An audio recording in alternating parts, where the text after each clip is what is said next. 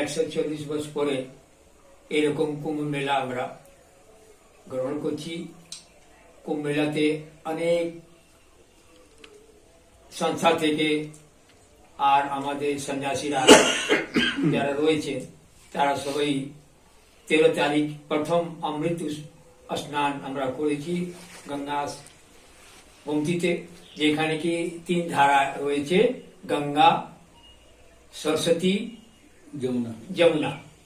ওইখানে 3টে ধারা আছে একসঙ্গে সম্মিলিত হয়ে তারপরে সবার যে প্রবাহিত হচ্ছেন, একদিকে সরস্বতী যাচ্ছেন, একদিকে এই 3টে ধারা 3 দিকে যাচ্ছে, একেই বলা যায় সঙ্গম। সঙ্গম মহত্তম কি হচ্ছে কি, এটা কত বছর পর এটা আমরা পেয়েছি, 6 বছর পর, 2 বছর পর, 6 মাস পর, এইরকম অনেক জায়গা। আর কি যখন প্রয়াগরাজে হয়েছে, আগের বছর আপনার উজ্জয়নতে আমরা এই কুম্ভ মেলা গ্রহণ করব। তো আজকে যে উৎসব হচ্ছে এটা মকর সংক্রান্তি, এটা আপনার পূর্ণিমা পর্যন্ত চলবে। পূর্ণিমা পর্যন্ত পঞ্চমী, শিবরাত্রি এইসব পুরো পূর্ণ লাভ করে তারপর আমরা নিজে নিজে ধর্মস্থানে আমরা আবার প্রস্থান করব। আর এখনো স্নান চলছে, আর লক্ষ লক্ষ লোক ওইখানে। তারপর আমার যে সংস্কৃতি যেটা আছে ওইখানে গিয়ে দেখবেন কি কিভাবে কি ব্যবস্থা আছে, সুন্দরভাবে নিজে যে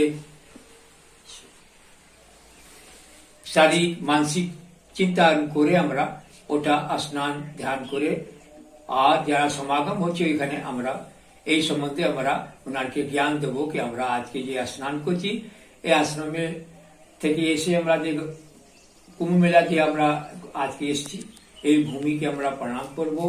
এই আমাদের সৌভাগ্য কি আজকে আমরা এসে এই কুম্ভ মেলাকে আমরা সাধু সন্ত কি সম্মেলন দেখছি, ওনার আশীর্বাদ দেব, মাতা পিতাকে স্মরণ করব।